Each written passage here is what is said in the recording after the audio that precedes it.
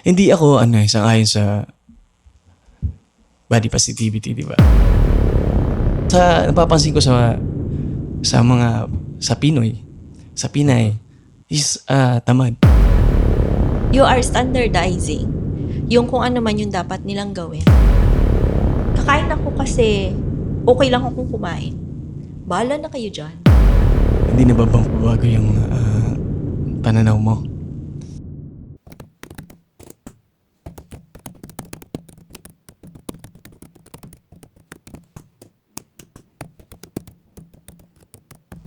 Magandang araw po at maligayang pagsubaybay sa ating pilot episode. Ngayon ay pinaunlahan tayo ng dalawang panauhin na may magkaibang pananaw pagdating sa usapin ng body positivity.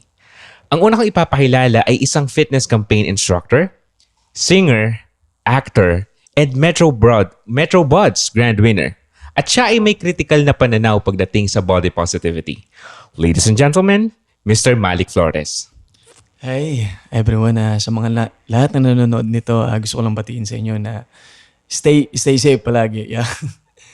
Ayun, maraming salamat po. At ang susunod ko namang ipapakilala ay isang registered nurse, hindi lamang dito sa Pilipinas, kundi maging sa United States of America. Siya ay isang social media influencer, motivational speaker, business mentor, isang health advocate, at naniniwala na anumang laki o anyo ng katawan ay dapat respetuhin at ipagmalaki. Sa madaling salita, siya ay isang ayon o pabor sa konsepto ng body positivity. Let's give it up for Miss Mara Cura.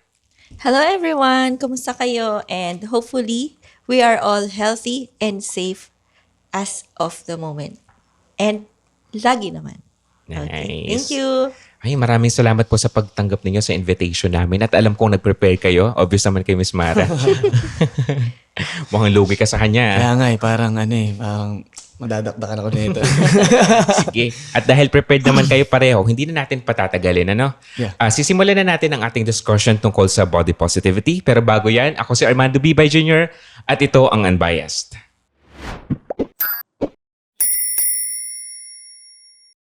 Simple lang naman po ang format ng ating show. Mauunang magbibigay ng opening presentation si Miss Mara dahil siya yung affirmative sa body positivity. Bibigyan namin kayo ng 3 minutes para ma-present yung stance ninyo pagdating sa body positivity. And after that, yung opposition, Mr. Malik, bibigyan kayo ng 2 minutes, maximum of 2 minutes to ask questions regarding do sa mga sinabi niya. No? Kung may gusto ka i-clarify or gusto mong bigyan ng mas... kung kailangan mo ng mas wide or better understanding sa kung anong sinabi niya, pwede ka magtanong ng question. Okay? And Ms. Mara, kailangan mong sumagot ng straightforward na answer based lang din sa mga tinatanong niya sa'yo. And same thing kapag round mo na, ganun din. Meron ka rin 3 minutes and then may 2 minutes ka to ask question. And ayun, 3 rounds tayo dito sa buong episode. Okay? So, kung may mga points na hindi natin matatackle during the debate, after naman ng 3 rounds, meron tayong open discussion. Okay, so hindi na natin patatagalin pa. Ms. Mara, the floor is yours. Ayan, so, hello again everyone and a good day sa lahat. So, I'm Mara once again and mag-start ako dito sa statement na to. So, I believe that true health is not defined by the size of your body, but by the love and respect you show it. So with body positivity na topic natin for today, ano nga ba ito? So, bakit nga ba kailangan natin yung body positivity at all cost? So ito, sabi nga nila sa labas, we need to be empowered as always. So empowering ay yung tipong we need to be happy and fulfilled kung ano man yung meron tayo or based sa ating mga pangangatawan at the same time sa ating mga itsura. Yan siya. So we need to have that acceptance also na sa mga sarili natin, dun kasi siya nag-uumpisa para mag-start din yung importansya or pagpapahalaga natin sa lahat ng ating mga ginagawa para sa ating mga katawan. Okay? And doon din mismo sabi ko nga, doon nagsa-start. So meaning, doon din nag-uumpisa na we are taking charge of our bodies. Okay. So, next is, ito yung tumutulong din sa atin na matulungan yung iba. Since we have this acceptance, body positivity image, from that image na meron tayo, yun kasi yung makikita ng iba na makakatulong pa na respetuhin din nila tayo in return. Kung ano man yung itsura natin, kung ano man yung sizes natin, yun talaga yung pinakamahalaga. Kasi yun yung pwedeng i-emit or makuha nila from us. Last 1 minute. Yeah. And then, dito din mababawasan yung pressure sa loob at the same time mentally. Okay, kasi yun yung ayaw natin na makuha na we are mentally challenged kasi kailangan nating sumunod sa standards na ito. Tas yung standards na yon, at the end of the day, ang effect ay eating disorder. Anorexic. Hindi na ako kakain kasi ganun yung nakita ko dito sa anong na to. Ito yung pinapalabas nila and ito yung... hindi naman yun yung para sa atin. And in the end, physically, babagsak din yung katawan. Magkakasakit din tayo. So what we have is, and what we wanted is, to have a healthy habits rather than yung dun ka sa part na yun na appearance. Dahil dun ka nakabase sa appearance na yun. Okay, time is up. So thank you, Miss Mara. So Yeah. for your questions, Mr. Malik. Siyempre, gusto kong itanong kay ma'am. Yun nga, about sa explanation niya is parang, papansin ko is parang okay, kumbaga, okay sa kanya na kung ano yung magpapasaya sa kanya. Parang, ito, kung ano, di ba, yung sabi niya is, parang, is yung sinabi mo kanina na parang kung ano yung sinabi mo kapag teka lang kapag 'di ba yung which is okay lang sa na 'di ba na pag kumain hindi mo ma-explain alam mo guguluhan pa yung utak ko no hindi eto kasi yung sa explanation ni ma'am is parang okay sa kanya na kumain lang ng kahit ano na hindi natin alam kung tama pa ba sa atin yung kinakain natin. Kasi yung sabi niya kanina is yung pagkain ng hindi kakain kasi parang eating disorders, di ba? So yun, nagkakaroon ng sakit. Sa akin naman kasi parang yan. Kasi kung alam mo yung kinakain mo about sa mga healthy na pinapasok mo sa katawan mo is pwede ka naman kumain Basta alam mo yung mga dapat mo kain. Yeah. So need mo magtanong sa kanya. So kailangan mo mag-ask ng actual question. So you still have time. So ano pa yung mga questions mo sa kanya? Based na sa sinabi niya. So tanong ko, hindi na ba magbabago yung pananaw mo? Actually, yung sabi ko kanina ay having a healthy habits. Mm-mm. So, it's not just about yung gusto mo lang kainin. Meaning, pwede mong kainin yung gusto mong kainin. Pero there's these limitations. And, hindi lang siya yung kakain ka lang ng kakain. Rather, syempre, may dadagdag ka. Kumbaga, nandoon ka, mag-exercise ka, gearing ka dun sa gusto mong puntahan na hindi lang siya yung impede, yung parang pipigilan mo yung sarili mo. Na, hindi ko to kakainin kasi ito yung sinabi nung fandom na ito. Yeah. Yung mga groups na ito or something like, ito yung kailangan kasi ito yung work nila.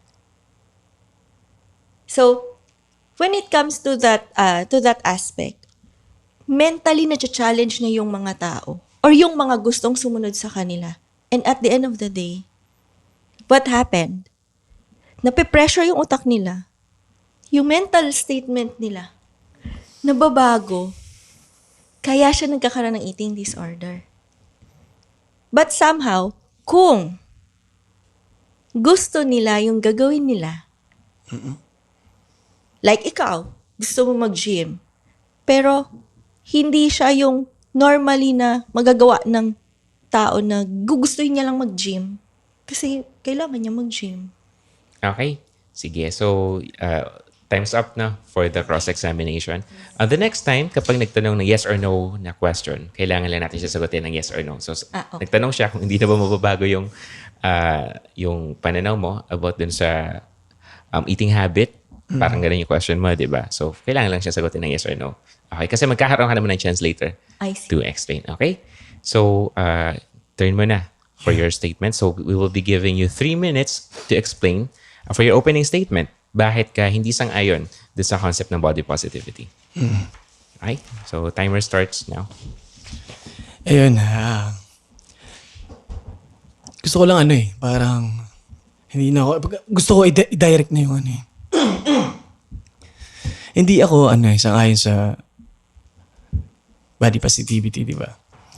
Kasi, parang, napapansin natin, ngayon, pabata ng pabata, nagkakaroon ng sakit. Madaling tamaan ng sakit. Bakit? Dahil wala silang proper exercise, wala silang proper nutrition.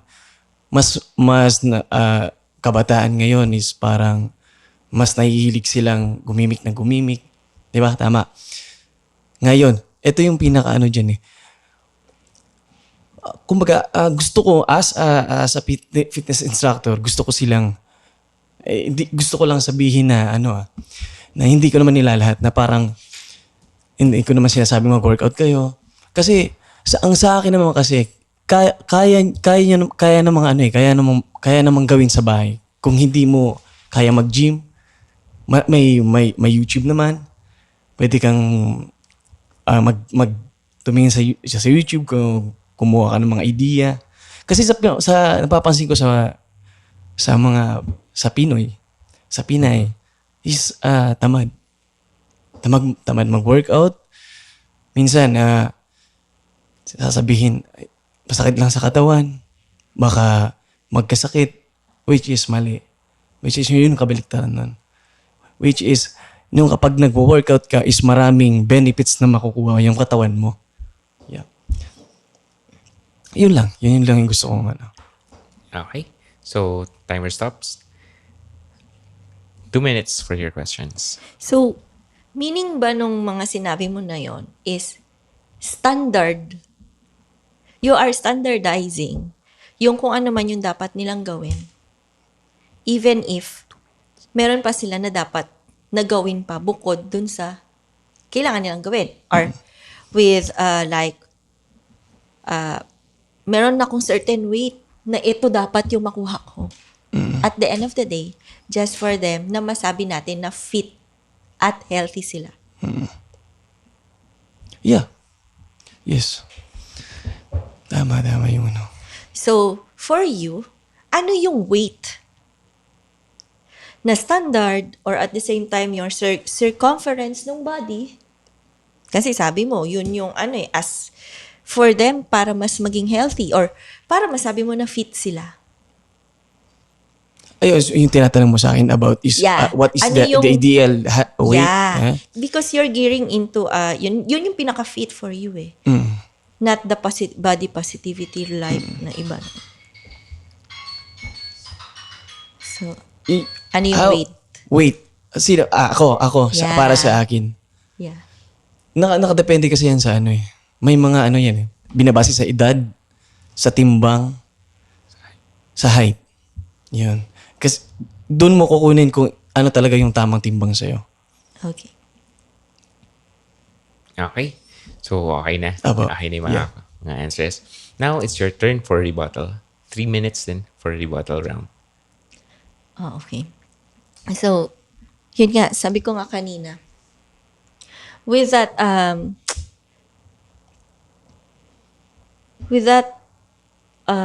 idea of having the right BMI, yun na Yeah, yung tinutukoy na yeah, The the right BMI. BMI, kasi kailangan mo ng with the body build and so on and so forth. Pero gearing into the right BMI, actually ngayon, tinatanong na siya kine-question niya yung BMI. Because there's this discrimination na kasama dun sa party na yon na hindi ka healthy kasi mataba ka. Hindi ka healthy kasi mapayat ka. Ang nangyayari tuloy, na-challenge yung mental statement ng mga tao, gearing into low self-esteem. Na which is, before, nangyayari din yun. Actually, ako nangyari din yun sa akin before. Tapos nangyari din dun sa iba kong mga kakilala. 'Di ba?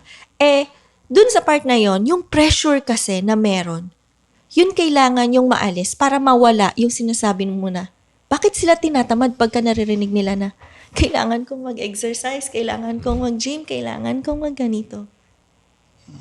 It's because there's this stigma. And that stigma, kailangan munang mawala. And through body positivity, na nagko-conquer nung mga kung ano man yung stigma na meron sa sarili because nga, dahil doon sa standard na yon, kailangan ma-challenge mo na yun from the society itself. And dahil sa standard na yon, yun yung sumisira tuloy dun sa mental statement ng tao. From mental statement, tsaka yun pupunta sa physical health. Gearing to the fitness that we wanted. Nasabi ko nga, hindi lang yun yung mataba siya or payat siya. Rather, it's just the way the healthy habits should be included in their daily lives. Yun po. Okay. So, thank you, Miss Mara. Now you have 2 minutes for cross-examination. Yeah. Timer starts now. Sa atin kasi parang yun yung sinabi mo lahat, di ba? Is, tama naman yung sinabi mo lahat. Sa akin naman kasi parang which is yung tinukoy mo na di ba, is pag na sila parang na-judge na sila agad. Alam mo, nangyayari yan sa mga trabaho. Parang kasi ito yun. Mr. Mali, kailangan mo lang mag-ask ng question. Ask. Okay. Ask ka lang ng question kung may gusto kang itanong based sa mga sinabi niya. Magtatanong lang pala ako sa Magtatanong kanya. ka lang. Yeah. Lahat ng sinabi mo is ano pa yung gusto mong gawin? Halimbawa, ikaw gusto mo yung ganun. Gusto ko lang malaman is okay na sa'yo yung ganyan. What do you mean yung okay? Kumbaga, okay ka na dun sa halimbawa, ang sinasabi mong nagkakaroon ng tawag dito is nadidiscriminate yung isang tao. Parang okay na sa'yo yung ganun. Siyempre, hindi okay yung nadidiscriminate yung tao. Unang-una. Pangalawa, you mean by being okay is, or for me, being okay means we are happy and fulfilled. Fulfilled ka muna dun sa gusto mong papuntahan and you are aware, or yung awareness na meron ka kung ano man yung gusto mong puntahan. Kasi at the end of the day, what matters is yung masaya ka Kasi hindi mo magagawa yung gusto mong gawin kapag ka-pressured ka by the society itself. Like Camille Prats, Nadine Lostre, or silang dalawa. Nagkaroon sila ng depression, to be exact, because of the society norms. Mga artista na din yun. Okay, later na tayo mag-proceed sa Okay, explanation. sige. So, I'll be giving you 3 minutes for a rebuttal. About the rebuttal, yeah. Okay? Sa akin naman kasi parang suggestion ko na to. Sa akin naman kasi parang dumarating sa point na nagiging tamad yung tao about sa health, about sa sarili nila. About sa pwedeng makatulong sa kanila. Parang okay lang sa kanila na dumarating sa hindi nila na napapabayaan nila yung sarili nila, mas nag-enjoy pa sila sa mga bagay na alam mo, mga party-party, di ba? Parang dumarating sa mas nauudyok pa sila sa mga bagay na yun na pwedeng dumala sa sa maagang pagkamatay kasi hindi nila inaalagaan yung sarili nila, which is binigyan tayo ng buhay para alagaan mo yung sarili mo, di ba? Which is yun yung sa akin is mahal kong pag-gym. Hindi ko kayang alisin sa akin yung pag-gym. Yeah. Alright, timer stops. Okay. At 2 minutes, Miss Mara, for your cross-examination. Sorry eh. Okay. So, Sir Malik, sa isang buong linggo, ilang beses ka nag-gym? 6 times? Okay. 6 Ilang times. hours? 2. 2 hours a day. 2 to 3 hours. Yeah. So, parang si Kim Joo, 2 hours. So, at the same time, what are your eating habits after gym? Yeah, as of the moment. Ang pinakamasarap talaga pagtapos mag-gym is yung chicken breast, tapos itlog, tapos broccoli, tapos kamote. Okay. Yung pinakamasarap. Okay. How many years are you doing it na? Siguro mga siya 4 years. Kasi dati skinny talaga ako eh. Sobrang payat. Madaling magkasakit. Kaya bad trip yung tatay ko dati. Parang konting hangin lang. Talagang Lili pa rin. Okay. Yeah. Kasi dumating sa point na pinasok ko yung fitness industry. Okay. So, malaking naitulong sa akin nun. Okay. Do you have any questions? Okay. Yeah. So, it's your turn na for your final round. So, last 3 minutes for you. Oh, ang bilis naman. Final round na agad. So, okay. So, at the final round, syempre, basahin na natin yung ginawa Logi natin. tayo dito. Ako, medyo jet lag pa yung utak ko eh. Galing pa kasi akong So, Galing pang gym. Galing pa akong galing akong taping. I see. Nakauwi ako mga 6 to. halos pareho pala tayo na kagigising ko lang din ng mga 9:30 kasi galing na ako ng shift 9 p.m. to 6 a.m. And ayun nga. So in conclusion, and based din dun sa mga sinabi mo, actually that's all true for me. I agree with being fit and right. Kasi yun naman talaga siya.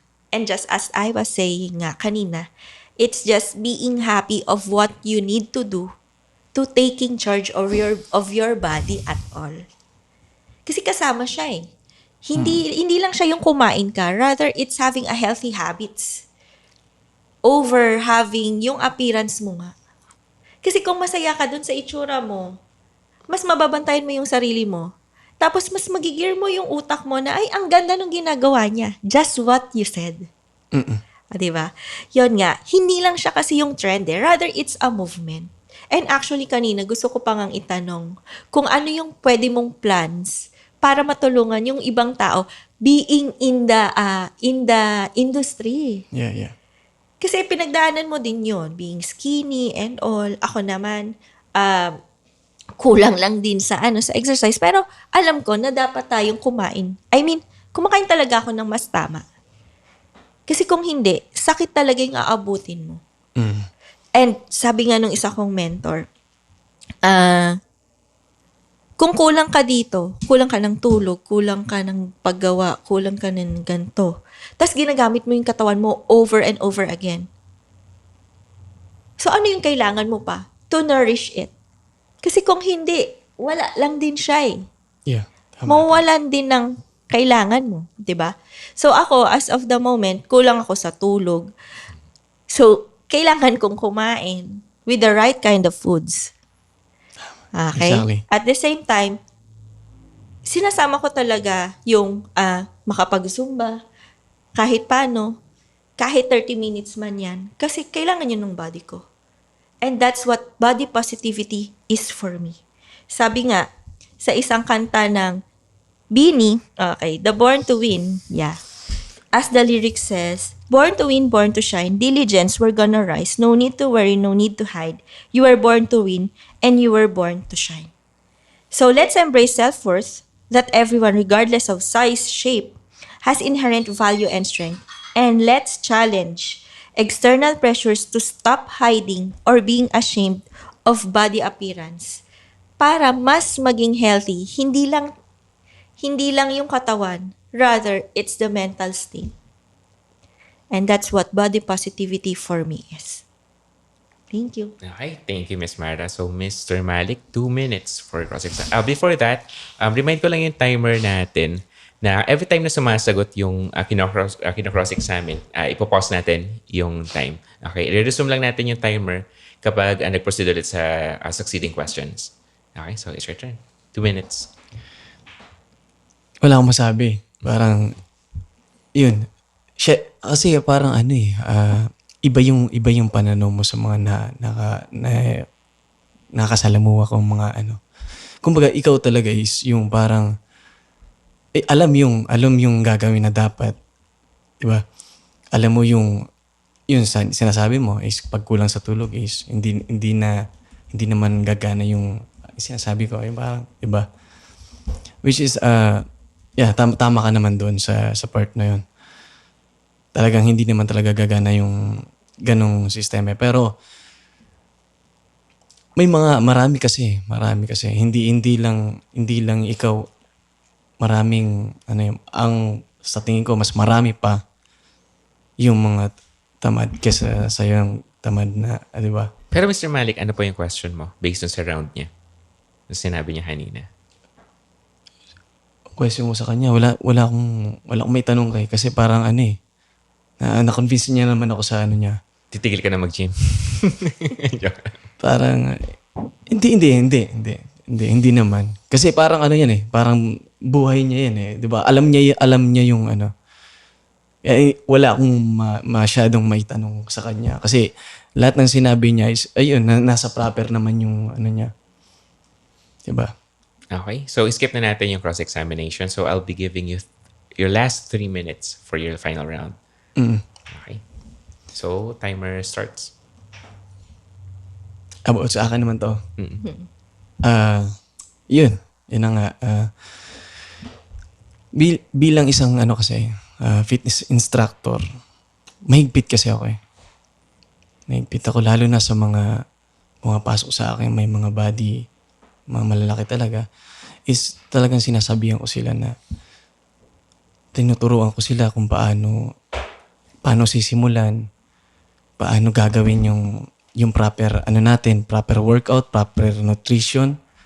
Kumbaga, sinasabi ko sa kanila na kaya ako nandito, kaya ako isang instructor is para mag-guide sa mga taong gustong magpapapayat, magpaganda ng katawan. Kaya as instructor kasi parang parang maganda alam mo yung pag nakakatulong ka sa ibang tao, lalo na pag may mga napapaganda kang katawan, napapapayat ka, is achievement mo yun Hindi lang ikaw yung magiging masaya dun pati siya. Kaya parang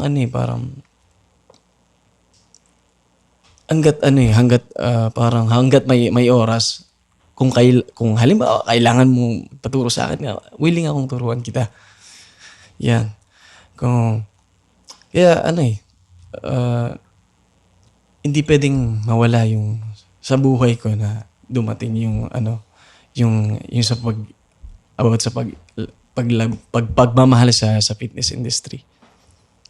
Yun, sir. Okay na? Ako. Okay, timer stops.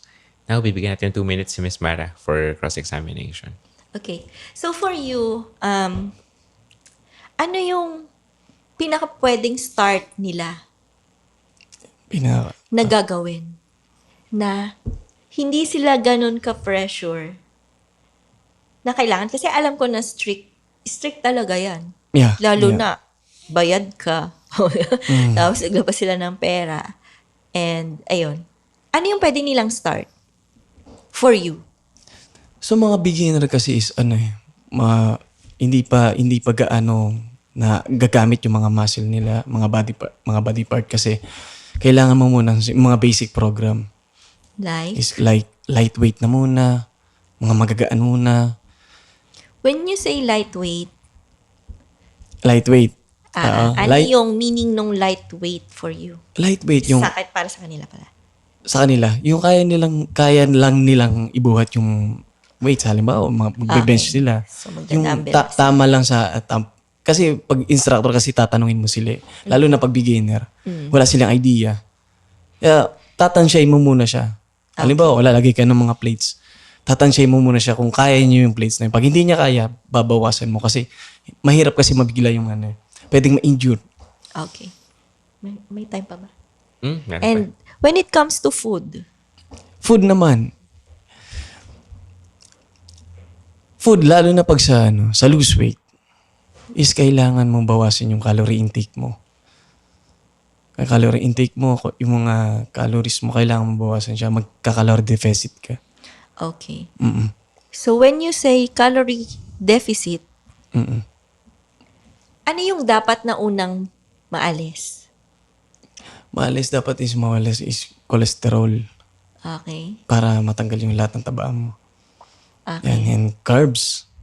Yan kasi dyan nagsisimula yung Okay. Ano yung mga types of carbs para sa'yo na dapat iwasan nila? Bilang kasi Pinoy, hindi mo dapat, Pinoy at saka yung mga Pinay, nature na kasi ng Pinoy yung kanin eh. Kumbaga doon sila kumukuha ng energy. Kaya hindi ka dapat matakot sa kanin. Ano daw? Kumbaga, alamin mo yung mga pagkain talaga. May mga pagkain kasi na matataas yung mga cholesterol eh. Mm-mm. Mga carbs, matataas yung mga carbs nila. Kaya para sa akin, hindi mo pwedeng alisin yung rice. Okay. Kaya dapat alamin mo kung ano yung pagkain na yung matataas yung mga cholesterol, mga mantika. Yan. Okay. Okay na. Okay, maraming salamat sa inyong dalawa. Napaka-cool ninyo, no? Hindi ba kayo nagkapikunan?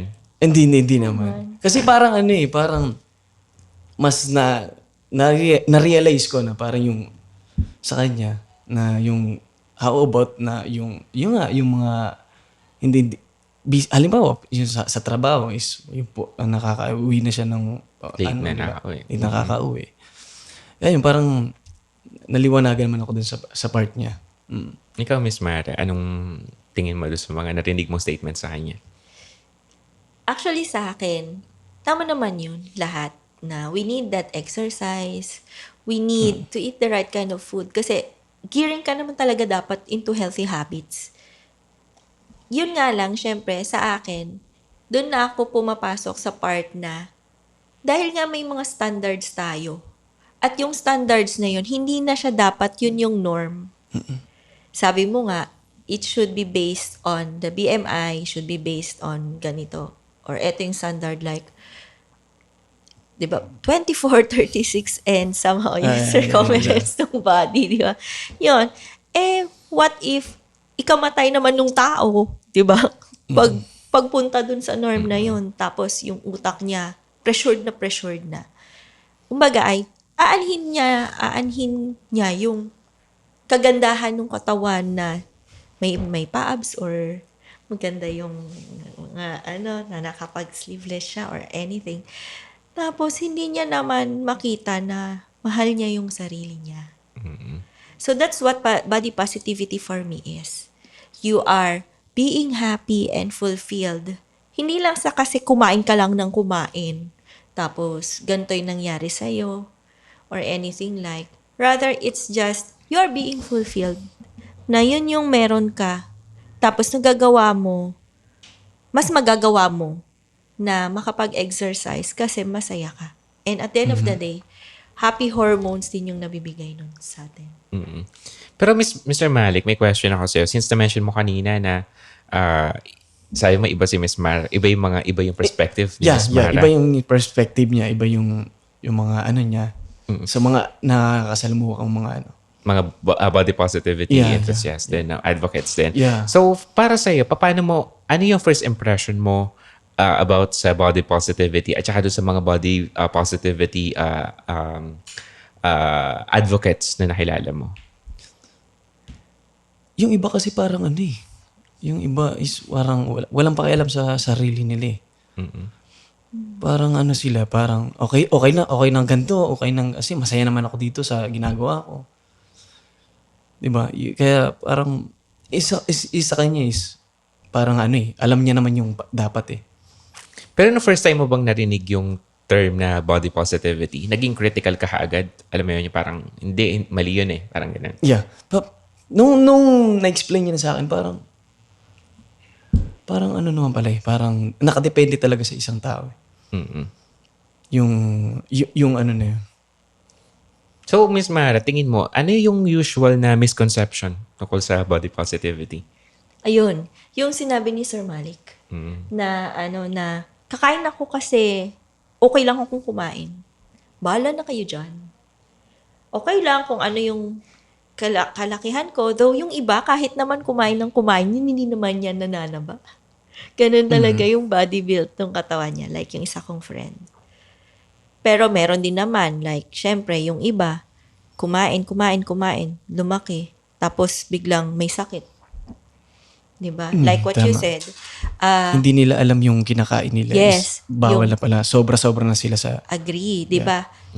Ang lagi ko ngang nasa isip before, parang, kasi nangyari din naman yun sa ating lahat eh. Like, kunwari, 20s. What we are doing when we were 20s. Ako, feeling ko ng 20s ako, para akong robot. Wala akong pakialam. Basta mag-OT ako ng mag-OT sa work. May lakas pa eh, di ba? Yeah, 16 hours. Basta as a nurse in a hospital, which is doon ko nakilala sila JR, sila Arman. Basta kailangan kong kumita ng pera eh. Di mag-OT ako. Oh, so as a nurse in a hospital, ang OT namin is another 8 hours ng duty. So, sasaluin mo talaga yung duty. Tapos, wala. Parang, pag uwi mo, okay ka pa rin, ganun. Para ka talagang robot. Tapos, pag may naramdaman ka na, dun na eh. It will hit you. Ay, dapat pala ganito na yun, ganito na yun. So, actually, hindi ko to natutunan. Having this body positivity, hindi ko siya actually natutunan sa course ko. Sorry to say. Okay. Hindi ko siya doon natutunan. Rather, natutunan ko na siya doon sa, because I'm actually a distributor of USANA Philippines, or USANA Health Sciences here in the Philippines, which is a global company that helps promote balanced lifestyle and eating habits or healthy habits. Doon ko mas na-realize na, oo nga no, we need to have this certain healthy habits na hindi lang pagkain yung tinutukoy ng lahat. Hindi lang din siya puro exercise. Kasi at the end of the day, exercise ka ng exercise tapos wala ka namang... tapos kain ka lang ng kain or yung proper eating na, yun nga, hindi ka kumakain ng gulay or anything like ganon. Walang supplementations or eat ka lang ng eat. Kasi, yun nga, yung kinakain natin, hindi lang naman siya dapat yun lang yung kinakain. Kunwari, puro meats. Gaano kadaming meats yung laman? Or gaano ba yung protein Kaya kailangan yan? na doon na papasok yung, alamin mo yung dapat na ini-intake mo sa katawan mo. Na Yes. kinakain mo. We should be mindful, kumbaga. And yun din yung tungkol doon sa body positivity. And kapag ka nag-read ka talaga about body positivity, makikita mo din doon yung, healthy habits. Ano yung mga healthy habits na dapat? Ano yung mga foods to eat? Ano pa yung mga dapat kong ginagawa bukod sa ganito? Kasi isa lang yung buhay natin. Pero since na-mention mo yan, yung eating habits, alam ko sa mga bodybuilders, nagtitimbang kayo ng pagkain, di ba? Yeah. Binibilang nyo yung protein, yung calorie intake. So, ikaw, Miss Mara, anong tingin mo doon? Healthy ba yun? Kung kung kaya. Yan, Unang-una budget, kasi, no? yes. Budget, di ba? The budget-wise, yun Budget. talaga yung matindi doon. Kasi sabi ko, I have a mentor na, yun, siya mismo, meron siyang gym instructor, and talagang mindful siya doon sa calories na kinakain niya. So, meaning, nag-order talaga siya ng calorie or mga kailangan niya. Tapos ang sinasabi niya nga ay, dahil puno na yung calorie intake ko ngayon, bukas na to. So, ganun yung mindset niya. And syempre, kami, since hindi pa naman, or yung iba, hindi naman din ganun ka-mindful, kailangan lang mas malaman ng tao na eto yung mga, ay, pwede mo tong kainin, pwedeng ganito yung amount. Para lang alam din nila. Kasi ang hirap nung manghuhula ka, or kasi huhulaan mo nga 1 cup of rice, pwede na ba to for the whole day? Kung hindi ka pa sanay na for the whole day per se, tapos parang mahilo-hilo ka the next day, di hindi Kaya yun yung kailangan makaka-healthy sa'yo, no? Kaya kailangan hindi mo dapat biglain yung mga bagay na True. dapat dahan-dahan lang. Hanggang sa masanay yung katawan mo. Yes, agree. Mm. So, ganun siya when it comes to dun sa calorie deficit. And actually, lahat ng tao ganun yung mangyayari kapag ka binibigla mo yung body. Yeah. Kailangan talaga one step at a time na kung 3 cups of rice ka, di mag-start ka ng bukas, mga 2, hanggang sa... Gusto ko lang sabihin na parang, kasi si ma'am is parang saludo ako sa'yo kasi parang yun nga is yung mo, di ba? Yun yung pananaw mo is iba sa mga nakakasalamuha ko. Yeah. Kumbaga sila talaga okay lang gawin basta masaya sila. Di ba? Kasi siguro yung isa yung sa mga common misconception na yung mga taong naniniwala sa body positivity is hindi knowledgeable sa kung paano i-handle or i-maintain yung health. Kaya yun nga parang sabi ko parang ang astig naman nito ni mama, di ba? Right? The way na hindi siya nakapag- Iba yung ina-expect mo. Iba yung ina-expect ko kasi parang, di ba? Ang hirap makipag-debate sa kakampi mo pala, no? Kaya nga, parang yun nga parang na-hot seat ka dito. Kala ko yung mga mo, di ba, is parang talagang ito yung masaya ako dito sa gagawin. Pero hindi sa kanya parang sa kanya. Mayroong, alam niya yung process. Pero dito siguro, may question ako sa inyong dalawa. Tingnan natin kung pareho kayo na isasagot. Let's say for instance, may nagpakilala sa inyong isang 300 pounds na lalaki. Anong i-advise nyo sa kanya? Ikaw muna. 300 pounds of fat. Siyempre, gagawin ko talaga, ipupurso ko talagang pupursigin ko siyang hikayatin na mag-workout. Talagang, kung pwedeng, di ba, kung pwede talagang hilahin mo siya, talagang, kung gusto mo tulungan yung isang tao talaga o pag mga ganun na-explain mo sa kanya, ano bang mangyayari sa'yo pag pag napabayaan mo yung ganyang taba na na-build mo, pwede kang mamatay. Yeah. So that's why, yun mo na siya pwedeng hikayatin na parang, try mo kayo mag-workout, bro. Parang, yeah. So para sa'yo, yung ganong state ng katawan niya, hindi na siya healthy? Hindi na siya healthy kasi sobrang imagine mo, 300 pounds. Ilang na yun. Kung sa kilo, nasa 140 plus na yun. Diba parang kumbaga obese na talaga yan. Hirap. Kasi yun nga yun yung disadvantage naman ng mataba. Marami kang mga bagay na hindi mo magagawa. Tulad ng patakbo. Patakbuhin mo lang yan ng konti. Pagod na yan. Hirap na. Diba? Marami kasing para yun yung gusto kong yung sa mga iba. Hindi na ito si mama. Yun sa mga iba na hindi alam yung kumbaga masaya lang sila sa ginagawa nila, hindi nila nakokontrol yung sarili nila hanggang sa tumaba. Yun na, papasok na yung magkakaroon ka ng sakit. Madali kang pasukan ng sakit. Madali kang mapagod. Which is, mali na kasi yung ginagawa mo. Yun yung kaibahan kay ma'am. Ikaw, Miss Mara, ano yung i-advise mo doon sa taong yun? Ako tatanungin ko muna siya. Ano yung gusto niya? Kasi minsan, okay naman yun that we have these kind of programs for them to follow. Kasi yun yung nakatulong din sa iba. At yun yung mga instances na kailangan din nila. Pero yun nga, tatanungin ko siya. ano yung gusto niya? Ano yung goal niya? Tapos, i-explain ko sa kanya na, ganito yung magiging process natin. May mga times na pwedeng hindi mo talaga agad yun makukuha. Yeah. Pero ano yung pinakagusto mo after this one? This will be a long way process. Kasi wala naman yung nag-gym ka bukas, may muscle ka na agad, di ba? Walang ganun eh.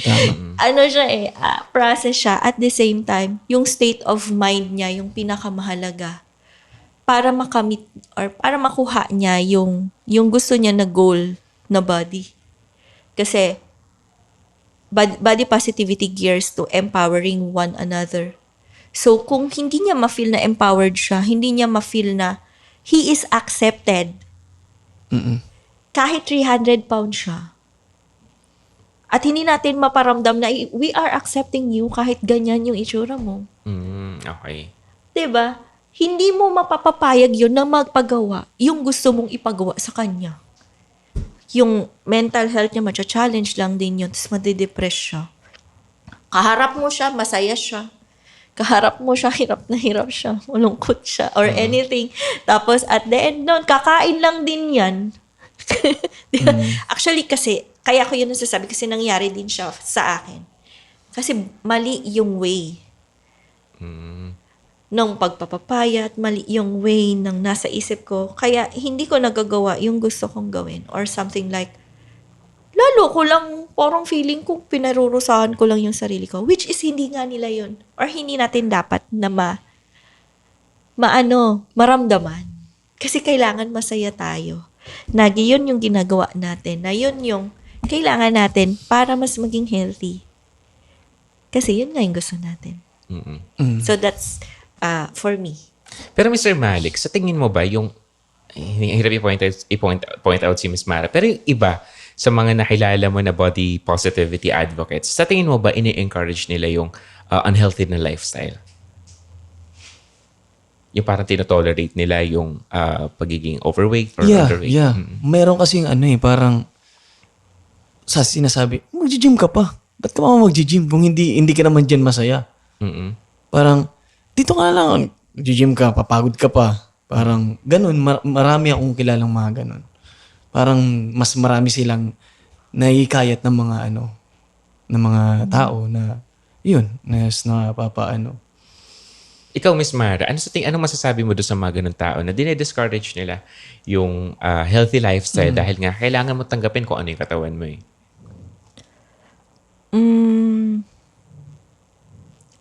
Sa akin, kung ganun yung parang mindset nila, I think kailangan natin malaman, kailangan natin mag-dig deeper.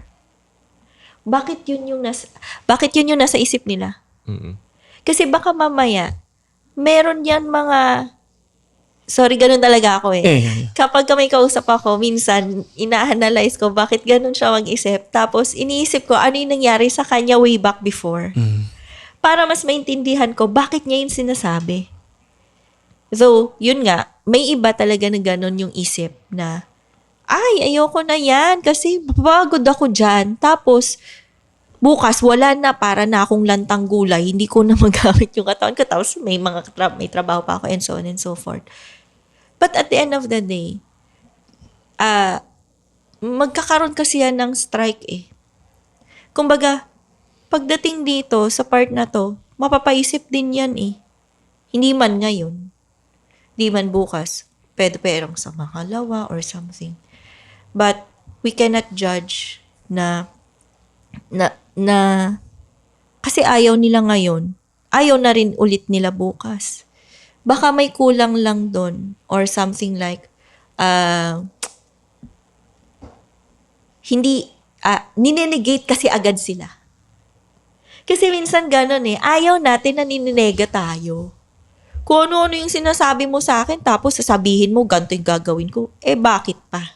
Tama. Gets niya yung yung sinasabi ko. So at the end, hindi din sila sa'yo papayag. Kasi nga, ninega mo na sila. Ang dami mo nang pininpoint na mali nila. Pero what if? Rather pinpointing yung mga maling yon, mag-isip lang tayo ng something na we can give positive feedback. Uy, friend, alam mo, ang galing ng ginawa mo dito. I admire you for that. Kasi pag ganun yung finifeed natin muna sa mga tao before putting on dun sa mga parang feedbacks na needed nila, lalo na kung may sakit na, di ba, no? Eh di, masusunod kasi sila. Kasi nakita nila na, uy, may worth. Naramdaman ko yung worth ko for this person. Naramdaman ko na para sa kanya, mahalaga pala ako. And I am being empowered by this people or by this person. Napakahalaga na marinig ko siya. Na hindi yun yung part na parang, pag makita ka niya, makita nila tayo, ay, si ano yan? Ayoko na yan. Bahala na yan siya. Sasabihin na naman siya. Or anything. Okay. Yun. Sige. So, last question na lang. Yung mga nakikita natin sa social media, ano sa tingin nyo yung impact doon sa society natin? Kasi di ba, meron tayong standard na kapag lalaki, kailangan may six-pack abs, di ba? Tapos kapag mga babae, kailangan sexy, di ba? Ano sa tingin nyo, nakakabuti ba yon sa mental health ng karamihan? Sa akin parang nakakabuti yung mga ganong parang siyempre, pag nakakita ka ng mga ganon, parang papasok sa sarili, parang kaya to. Baka pwedeng maging ganito din yung katawan ko kung tatry ko, di ba? Parang siyempre iba yung talaga ng yung nakikita mo. Pero at the end of the day, talagang tao, siya pa rin magde-decide . Tulad ng sinabi ni Ma'am. Ikaw, Miss Mara. Iyon. Buti na tanong mo yun. Napakagandang tanong yan. Actually, lagi namin yan pinag-uusapan ng kaibigan ko. Kasi, di ba nga, the Koreans, nothing against them, K-pop, grabe talaga yung, grabe yung workout nila. Grabe yung, sabi nga ng Bini, sabi nga ng Bini, pagod na sila, pero ang kakainin lang nila ay itlog. Yeah. For that very instant or nung times na nakaka-Korean training sila. It's meant for, parang ganito, yung ganun na style, meant talaga siya sa mga artists. Nothing against, pero yun talaga yung naisip ko na una. Kailangan yan kasi yun yung sa mga artists. And malaki din kasi yung impact kapag dapat tama yung katawan or something para lang din mas fit and kailangan nila yun yung nasa isip ko. And for the normal people like kami, depende yun kung ano yung gusto ng tao. Kasi kung hindi niya yun gusto, tapos mapipilitan lang siya, pag natapos siya dun sa part na yun, mawala din yun . Parang tatry rin niya na naman yung sarili niya, kakain na naman siya. Wala na yung healthy habits. Okay. Maraming salamat sa inyong dalawa. Bago natin tapusin itong episode, baka pwede magkamayan muna kayo para makita ng mga viewers natin. Parang na yung sarap maging tropa ni Ma'am, no? Parang ako pa yung na-explain na. Thank you so much. Kaya kayo nagkamayan. Kasi para makita ng mga viewers natin, yung mga ganitong klaseng discussions, hindi dapat gawing personalan. Yeah. Yes. So sa mga viewers natin, kung may mga topics or social issues pa kayo na gusto ninyong pag-usapan natin, or kung meron kayong mga guests na gustong i-recommend, o kung kayo baka gusto nyong mag-join dito sa ating podcast, just let us know sa ating comment section. At hanggang sa muli, ito ang Unbiased.